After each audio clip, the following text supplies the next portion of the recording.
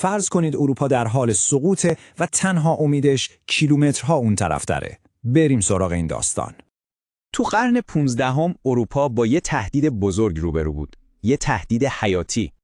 اتحادها شکست خورده بودن و ارتشها نابود شده بودن. دیگه وقتی باقی نمونده بود. آخرین امیدشون نه توی روم بود، نه پاریس، بلکه خیلی دورتر در شرق.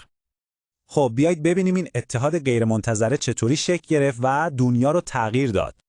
امپراتوری عثمانی داشت بیوقفه پیشرویی می‌کرد و ونیز رو به زانو درآورده بود. صنایع ونیز فهمید که به تنهایی نمیتونه بجنگه. به یه متحد جدید و قوی احتیاج داشتن.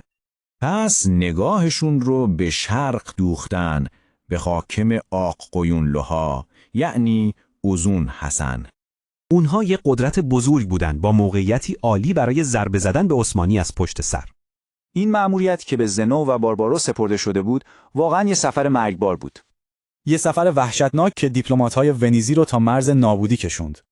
اما استقبالی که در دربار اوزون حسن ازشون شد، زمین تا آسمون با سختی‌های راه فرق داشت.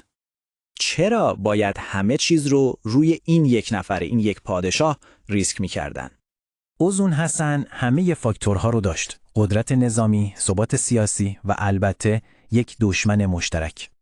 اونها تو وجودش فقط یه جنگجو نمی‌دیدن، بلکه یه دولتمرد و یه شریک قابل اعتماد پیدا کرده بودن. این مأموریت صرفاً یه اتحاد نظامی نبود، بلکه داشت تاریخ روابط بین الملل رو برای همیشه تغییر میداد. اینجا بود که دیپلماسی از یه تجارت ساده به اتحادهای استراتژیک و سیاسی تبدیل شد. این حرکت یه مسیری رو باز کرد که بعدها سلسله‌های دیگه مثل صفویه هم ادامش دادن. تأثیرش هم فوری بود. فشار روی عثمانی بیشتر شد و یک کانال سیاسی جدید بین ایران و اروپا باز شد.